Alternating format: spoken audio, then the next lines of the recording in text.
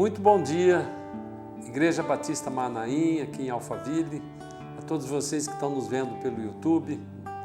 Eu quero falar de um assunto hoje para vocês que muitas vezes a gente acaba esquecendo que eu digo, acaba não enfatizando. Eu vou ler três passagens que falam sobre as profecias que revelavam Jesus como Messias. E nesse tempo que nós estamos vivendo, tem aparecido tanta notícia sobre cristofobia, sobre queimar igreja lá no Chile, sobre perseguições do mundo, e particularmente essa semana eu vi uma notícia de que uma repórter da Folha de São Paulo escreveu contra esse argumento de cristofobia, minimizando bastante a perseguição dos cristãos no mundo. Os cristãos estão sendo acuados de uma forma muito grave, né? Então eu quero lembrar aqui, por exemplo, separei três passagens para nós meditarmos sobre isso e orarmos ao final daquilo que Deus tem para aqueles que são cristãos. Nós estamos vivendo tempos difíceis, irmãos. Nós precisamos nos preparar para as coisas que vêm.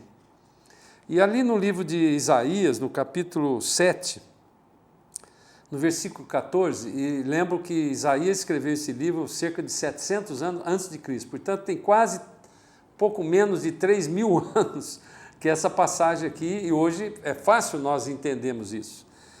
Isaías 7,14 diz assim: portanto, o mesmo Senhor vos dará um sinal. 2 pontos. Olha o sinal que o profeta Isaías falou que iria acontecer.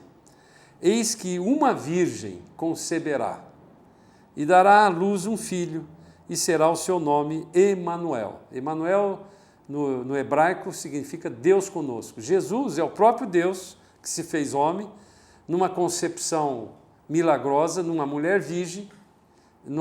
Qual é o sinal que ele estava se referindo aqui? É impossível uma mulher virgem ter um filho, se conceber um filho sem uma relação. Então foi o Espírito Santo de Deus que implantou em Maria, que era virgem, esse óvulo de Jesus, por exemplo. É isso que a Bíblia diz.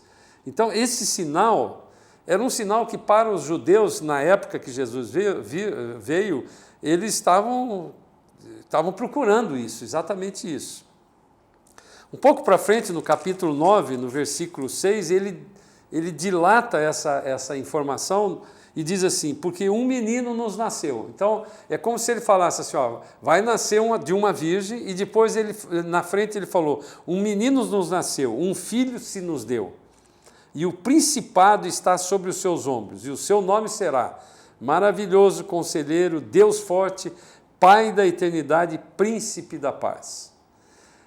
Essas duas passagens, como tem inúmeras passagens, aliás, o livro de Isaías é um livro rico nessas profecias falando de Jesus. Mas eu quero pular agora lá para o livro de Miqueias. Miqueias, no capítulo 5, no versículo 2, ele fala de uma coisa também improvável como um sinal. Se o judeu estava esperando o Messias como rei, e não como o livro de Isaías ele dividiu em duas etapas, Jesus veio primeiro como cordeiro que tira o pecado do mundo, e por isso ele teve que morrer no meu e no seu lugar, mas ele também fala dele vindo como rei no futuro, quando ele voltar com a igreja, glorificando e puser os pés nessa terra e reinar depois da tribulação durante 1000 anos. Ele vai reinar fisicamente aqui. Então, o capítulo 5 do livro de Miqueias, no versículo 2, diz assim: e tu, Belém Efrata. Belém era uma cidade sem nenhuma importância, próximo de Jerusalém. Posto que pequena entre milhares de Judá, de ti me sairá o que será Senhor em Israel, e cujas origens, olha que coisa interessante. Então, aquele primeiro já está dizendo que Jesus, o Messias, iria ser o Senhor, o imperador dessa terra, de Israel e dessa terra, e cujas origens são desde os tempos antigos, desde os dias da eternidade. Irmãos, Jesus é eterno porque Ele é Deus. Então, aqui há uma revelação de Deus, de Jesus como Deus e na eternidade. Os tempos antigos, as origens desde os tempos antigos e desde os dias da eternidade. Quando é que começa a eternidade? A eternidade é a eternidade. Nós não conseguimos entender o que quer dizer eternidade. O infinito, sem ter um começo, sem ter um fim, é uma coisa que o homem não consegue conceber porque nós somos dimensionados para viver no tempo e no espaço. E essa situação da existência de Deus é uma coisa que ninguém consegue explicar. Então, eu quero deixar essas 3 passagens para que você medite no dia de hoje. E ver que Deus é controlador de tempo e de todas as coisas.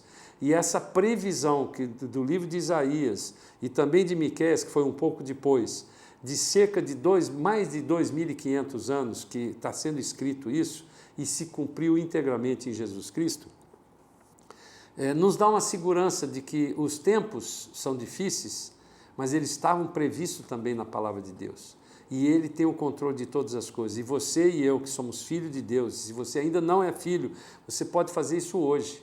Se a palavra de Deus diz que se você declarar com a sua boca e crer com o coração, será salvo. Então eu quero orar com você, e você ora comigo, porque aquele que ainda não conhece Jesus como Senhor e Salvador, pode fazer isso hoje, e a partir de hoje você vai ser herdeiro e co-herdeiro com Jesus Cristo, como Deus que prometeu isso para mim e para você. Senhor amado, eu quero colocar as nossas vidas no seu altar. Quero clamar primeiro, Pai, para que o Senhor venha continuar nos protegendo como filhos e herdeiros e co-herdeiros com Jesus Cristo, da herança do reino de Deus que o Senhor tem para cada um de nós. Senhor, nos proteja nesses tempos difíceis, a sua palavra nos promete isso.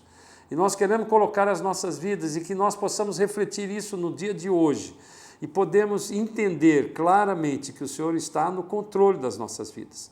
E aquele que ainda não te conhece, Senhor, eu quero clamar que eles venham fazer uma oração hoje, clamando ao Senhor.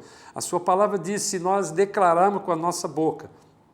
Então, aquele que ainda não conhece Jesus, declare agora com a sua boca, Senhor, eu quero que o Senhor entre na minha vida, e eu declaro que o Senhor é Senhor da minha vida, eu clamo para que o Senhor venha tomar conta da minha vida, e eu creio com o meu coração que o Senhor morreu como cordeiro que tira o pecado do mundo, morreu por mim, e ao 3º dia venceu a morte, e ressuscitou com todo o poder, e está hoje assentado à direita de Deus Pai, e como Deus, o Senhor virá reinar nessa terra com o seu corpo glorificado para a honra e para a glória do Senhor. Pai, guarda-nos no dia de hoje e nesses tempos difíceis que temos vivido, para a honra e para a glória do Senhor. Que Deus abençoe e tenha um bom dia. Você pode acompanhar todo o nosso conteúdo no Instagram, no YouTube e no Facebook. Deus te abençoe.